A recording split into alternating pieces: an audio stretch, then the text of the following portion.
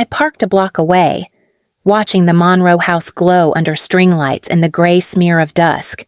It was early June, humid enough to make my hair stick to my neck. I told myself this was just another Sunday, just family. Mom had said. Diana Monroe always said things like that. Just family. Just dinner. Just a little favor. I carried the bottle of red wine I'd chosen too carefully and walked around back. Smoke from the grill hung thick in the air. My father, Robert, stood over it, flipping burgers like a man rehearsing for normalcy. My brother Evan leaned against the cooler, laughing at something that wasn't funny. My sister Chloe sat on the patio swing, scrolling her phone, a picture of studied boredom. Mom saw me first. Tessa, she said, as if testing how my name still sounded. You made it. I smiled. Wouldn't miss it. Her eyes flicked to the bottle. You shouldn't have. That was her favorite sentence. You shouldn't have. She meant you didn't need to try so hard, but she also meant you always do. I set the wine on the table. It's just something decent. Thought it might go with the steak. Evan popped open a beer. She brings wine. We're supposed to act fancy now. Maybe just grown up, I said lightly. He smirked. Touchy. Mom moved closer, her perfume sharp as cut flowers. Let's all relax. It's been too long since we were together. I nodded. Yeah. I'm glad we're doing this before the trip. Silence flickered like a match. Robert didn't look up. Chloe stopped scrolling. What trip? Evan asked. Playing dumb. Our family trip, I said. Outer Banks. Right, you mentioned it last week. Mom's smile tightened. Oh, sweetheart. She laughed once. Brittle.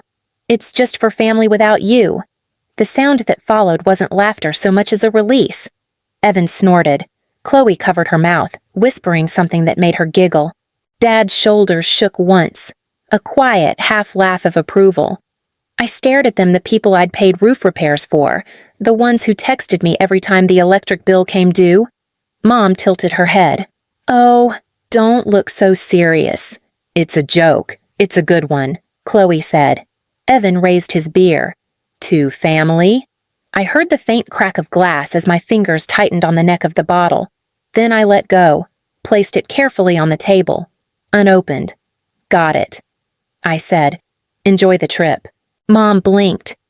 Thrown by my calm. You're leaving already. Yeah, I said. It looks like everything's already started. I turned before anyone could answer, walking past the grill smoke, down the slope of the yard, toward my car. Their laughter followed me, light, effortless. The sound of people sure they'd won something. I didn't look back. When I got home that night, I didn't cry. I made coffee and sat at the kitchen table, staring at the quiet apartment. The smell of smoke from the barbecue still clung to my hair. Maya came out of the bedroom, barefoot, hair messy from sleep. You went? She said softly. I went. She studied my face. How bad I hesitated. Same script. Different punchline. Maya sighed, sat across from me. You keep hoping they'll change. They won't. They're family. They're users. Her tone was calm, not cruel. You sent them how much this month I rubbed my temples? A few hundred. The water bill. Last month it was the roof, $4,800. Before that, $200 for medication. Dad said insurance wouldn't cover. Maya shook her head. And you still think the barbecue was about reconciliation? I forced a laugh. It's easier to believe that than to admit I keep buying my seat at their table. She reached across, touched my hand. You don't owe them anything. I know. My voice cracked. But if I stop helping? Who does? Maya leaned closer. Maybe that's the point. You stop, and they learn. Or they don't. But you stop. The clock ticked between us, steady as breathing.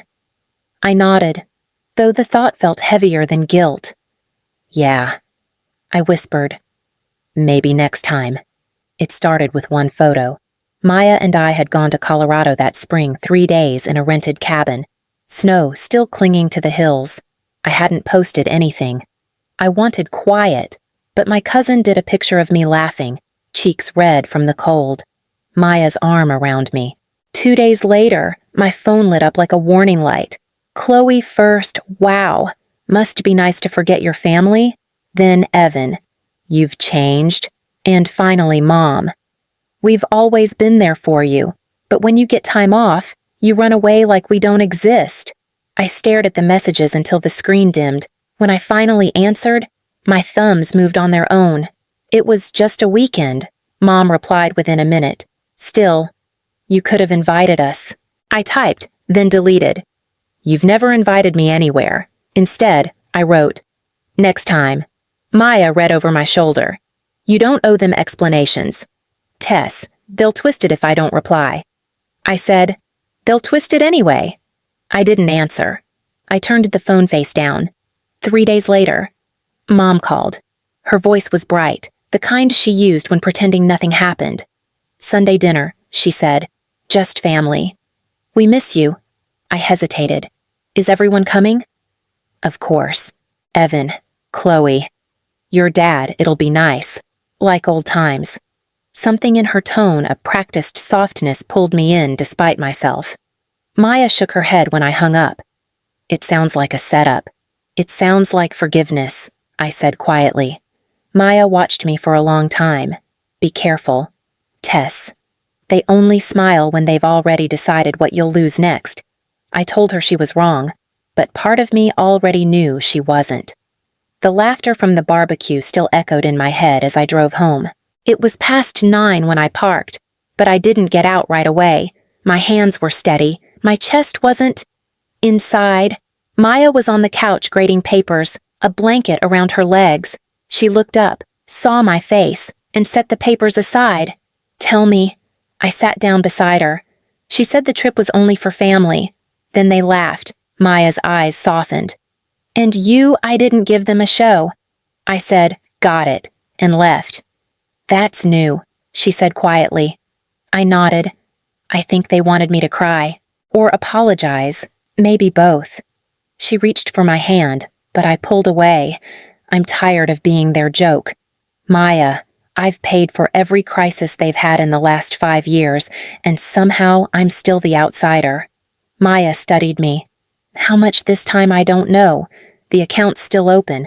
What account? The one I set up when Mom said she needed help with utilities. I laughed, hollow. It's still joint. I never closed it. Maya frowned. Tess, I know. I just never thought she'd touch it without asking. You still trust them, she said. No, I whispered. But I still expect them to be better than they are. For a while, neither of us spoke. I opened my phone, thumb hovering over the banking app. The balance blinked up at me, $7,243. I stared at the number until the screen dimmed. Then I locked the phone. Maya watched me. You're planning something. Not yet, I said. I just want to see what happens when I stop explaining myself. She nodded slowly. Then start now. I leaned back against the couch. The silence heavier than smoke. Yeah, I said. Now. 5 days passed. I taught classes, graded papers, tried not to check my phone. For once, the quiet between me and my family felt almost merciful. Then, just after 8 in the morning, a notification lit up my screen. Withdrawal attempt $4,800. I stared at the words until they blurred. The exact cost of the trip. The one for family. Maya was still half asleep when I said, they tried to take it. She sat up fast. Take what the account. The one Mom still has access to. They tried to pull $4,800. Maya's face hardened. Are you sure it's right here? I turned the screen toward her. They didn't even wait a week. Maya exhaled, slow and sharp. What are you going to do? I didn't answer right away. I opened the banking app again, watching the digits blink. $7,243, I whispered. I used to think it was safety money for them, not me. She moved closer. Tess, listen, you can end this. Right now. I nodded. My throat felt tight, but not from crying. Yeah, I can I called the bank. A woman answered, her voice rehearsed and kind. How can I help you today? I need to block a card. I said, immediately. May I ask if this is due to fraud? I hesitated, then laughed softly. No, it's family. There was a pause on her end. Understood. Ms. Monroe, the card is now frozen. Would you like to close the account entirely? I looked out the window. The morning light felt too calm for what was happening. Not yet. I said, rename it. I'm sorry. Rename the account. To pay without me. Silence. Then a small intake of breath. All right, it's been updated. When I hung up, Maya was watching me carefully. You okay? I don't think okay is the right word. I showed her the screen, the failed transaction, the new name glowing at the top. Maya's lips curved into something that wasn't quite a smile. That's going to sting. I hope it does. I took a screenshot. No caption. I said, just this. Tessa, I'm done explaining. I hit send to the family group chat for a full minute. Nothing. Then the phone started buzzing. Mom first. What did you do, Evan, next? Fix it. Mom's freaking out. Chloe, you're insane. Dad, after everything we've done for you. Another message from Mom. You're punishing us for a joke. I didn't type anything. Maya leaned against the counter, arms crossed. You're not going to reply. Are you no? Good. The phone kept buzzing. I flipped it over so the screen faced down. Maya poured coffee into 2 mugs, handed me one. You finally did it, she said quietly. I wrapped my hands around the mug, did what stopped paying for people who never saw you as part of the bill. Something in my chest loosened, like a knot I'd been holding for years. Outside. Thunder rumbled low and far away. The air smelled of rain and something cleaner like relief just starting to form. I took a slow sip of coffee. You know what's funny, I said. They'll think I'm being cruel. Maya met my eyes. They already do. We sat there listening to the first drops of rain hit the window. The sound was soft. Deliberate, like a reminder that silence can be louder than any apology. 2 nights after the messages stopped, I came home to find the front door slightly open. The hallway light was on. Maya wasn't home yet. My stomach turned cold. I pushed the door wider. Mom stood by the kitchen counter, purse clutched against her chest.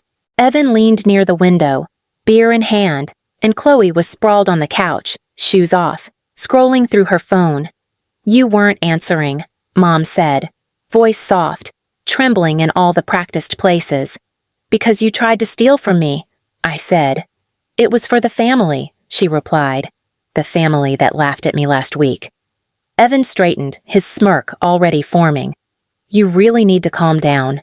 It was a misunderstanding. $4,800 isn't a misunderstanding. He shrugged. We would have paid you back. Chloe snorted. Eventually, Mom's tone sharpened. Watch it, Chloe. Then, to me, we didn't come here to fight. We just need access to the account again. The holidays are coming, and I cut her off. You mean the trip? The one without me? That's not fair, she said quickly. Neither was the barbecue.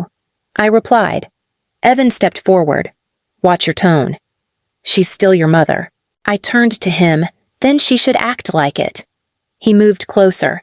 You think you're better than us now? You and your little girlfriend playing grown-up before I could respond. The door opened behind me.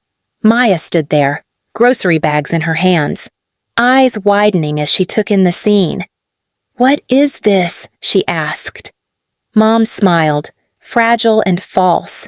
Family business. Maya set the bags down slowly. Breaking into her apartment isn't family business. Chloe rolled her eyes. We have keys. Not anymore. I said, give them to me. No one moved. I walked to the door and opened it wide. Get out! Evan laughed under his breath. You're serious. Now, I said. Mom's eyes narrowed, the sweetness draining away. You'll regret this, Tessa. I already did. For a moment, no one spoke. Then Chloe stood, muttering something about drama. and brushed past me. Evan followed, muttering curses. Mom was last. At the doorway, she turned. "You think silence makes you powerful? You'll end up alone." I didn't answer. I just closed the door and turned the lock. Maya let out a shaky breath. "They're not going to stop." "I know." The apartment felt too small for the quiet that followed. I leaned against the door, heartbeat steady. But this time, they'll have to knock first. The next morning, I called the only person my mother never mentioned without venom, Helen Cross, her older sister, the family's ghost. She answered on the second ring. "I was wondering when you'd call." Her voice carried no surprise, just a quiet certainty. Within an hour, I was standing on her porch outside Asheville. The house was small, lined with old books and the faint smell of cedar. Helen handed me a folder before I could sit. I kept receipts. I figured one day someone might need the truth. Inside were photocopies of checks, loan agreements, even a handwritten note from my mother, $10,000 for the roof. "Will repay soon." Dated 13 years ago. "She never repaid it," Helen said, "or the other 5 for that so-called medical emergency. She went to the Caribbean instead." I flipped through the pages, feeling my stomach turn. "She told everyone you stole from Grandma." Helen laughed dryly. "Of course she did. It is easier to erase the truth when you convince people you are the victim." Maya sat beside me, quiet until now. "This is a pattern," she said. "She uses guilt as currency." Helen nodded. "Your mother doesn't love people. She collects them. Guilt is cheaper than gratitude." I looked up from the papers. "What do I do with this end it?" Helen said simply. "Close every door she left open." Her friend, a woman named Margaret who worked in financial compliance, joined us later that afternoon. We went through every account, every link, every emergency contact. By sunset, my name was no longer attached to theirs. The last account, the one my mother had tried to drain, showed zero balance under a single phrase, "Pay without me." Helen poured 3 glasses of wine. "You just gave yourself the first gift she never could." "What's that?" I asked. "Freedom." The word sat heavy but right. For the first time, it didn't sound like running away. It sounded like finally stopping. 3 days after cutting the last tie. Helen called me early in the morning. "Turn on your phone," she said. When I did, my family chat was chaos. Cousins, aunts, and old neighbors were sharing screenshots my parents at a casino, champagne glasses raised, time-stamped the same month they'd claimed to be broke. Helen had posted the photos without a caption. She didn't need one. Mom texted first, "Take it down. You have no idea what you've done." Dad followed. "This is petty? You're embarrassing yourself," Chloe added. "You're obsessed." Evan just sent a laughing emoji. I ignored them. 10 minutes later, the doorbell rang. Maya looked through the peephole. "It's your mom, and someone's with her." When I opened the door, Mom was standing there in a beige coat, too polished for the heat. Behind her was my Uncle Brian, her brother, arms crossed like hired muscle. "We came to talk," she said. I stepped outside, closing the door behind me. "Make it quick." Brian started first. "You humiliated the family. Those pictures were private." I laughed softly. "You mean the ones showing them gambling with the money they said they didn't have?" Mom's tone was tight. "We made mistakes, but we're still your parents. You made choices," I corrected, "and you can live with them." She took a step closer, lowering her voice. "We just want peace. We canceled the trip. We thought maybe we could start over." I met her eyes. "If you show up here again without asking, I'll file a report." Brian scoffed. "You'd threaten your own mother." "No," I said evenly. "I'm protecting my life." Mom blinked, her mask slipping for half a second. Then she smiled. Cold and perfect again. "You've changed." "I have," I said. "And I'm not sorry." She stared at me a moment longer, then turned toward the car. Brian followed, muttering about ungrateful children. I waited until their car disappeared before going back inside. Maya stood by the window, her hand still on the curtain. They'll come back, she said quietly. I know. The silence between us wasn't fear anymore. It was resolve, thin, steady, unbreakable. It happened 2 days later. I was sorting lesson plans when the email came through from the school district. The subject line read, "Notice of concern. Immediate acknowledgement required." For a few seconds, the words didn't make sense. Then I opened it. An anonymous report claimed I was emotionally unstable and had created a hostile classroom environment. The letter requested a meeting with HR within 24 hours. Maya found me standing in the kitchen, the laptop open, my hands frozen above the keys. What is it? I turned the screen toward her. She read quickly, her eyes darkening. They found another way. I nodded, throat dry. They want me scared, small again. Not this time, she said. Forward it to Helen. I did. 10 minutes later, my phone rang. Helen's voice was calm, but I could hear the old fury underneath. Anonymous complaint. Yeah, give me a day. She hung up before I could argue. That night, I barely slept. Every sound outside felt like the echo of my mother's voice. You'll regret this. By morning, my email had another message, this one from Helen. Got her Chloe's college IP address. No VPN. Amateur hour. I read it twice. Maya smiled without humor. Guess the little sister wanted extra credit. She'll deny it, I said quietly. Then we show them everything. Later that afternoon, I met Aria Lane. A lawyer, Helen recommended sharp eyes, quick speech, the kind of woman who'd already done her homework before shaking my hand. She flipped through the complaint and the screenshots Helen had gathered. This is harassment, Ms. Monroe. We'll file a no-contact order first, then notify the school board. I don't want revenge, I said. I just want it to stop. Then let's make sure it does. By the end of the week, the board cleared my name. The HR director, usually stiff and polite, actually apologized. We're sorry for the distress this caused. Ms. Monroe, take a few days off, on full pay. Outside the building, the air felt light for the first time in months. Maya waited by the car. How'd it go? I smiled. It's done. She took my hand, squeezed it.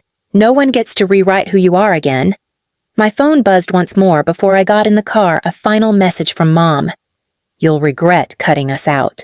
Family is forever. I deleted it without reading the rest.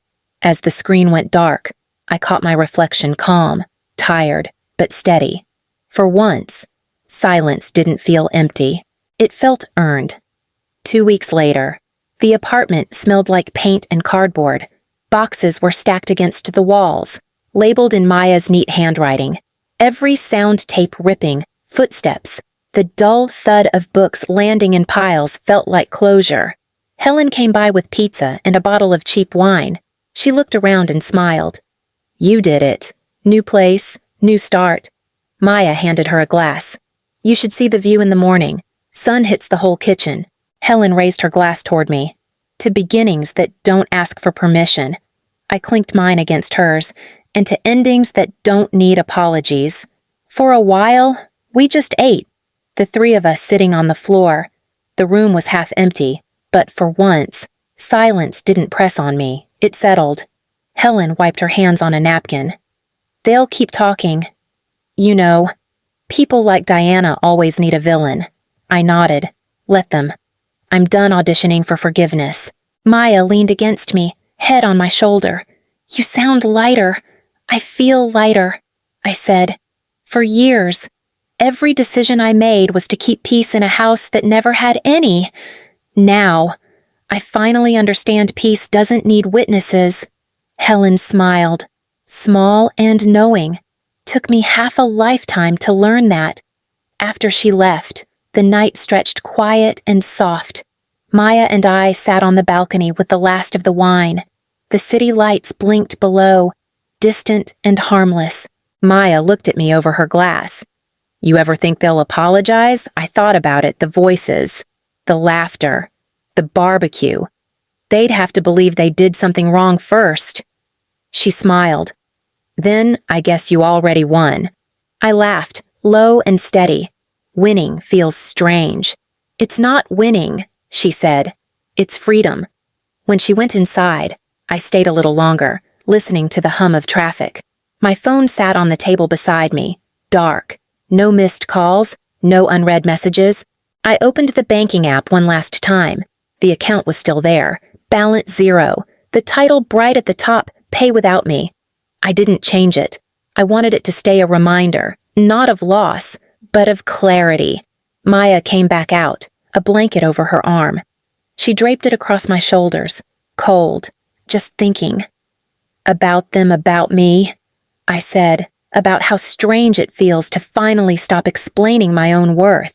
She smiled and leaned in. Then, don't explain it, just live it. The night air was cool now, the kind that carried distant rain. I closed my eyes and let the quiet stretch, unbroken and full. When I opened them again, I felt something simple and absolute peace, paid in full.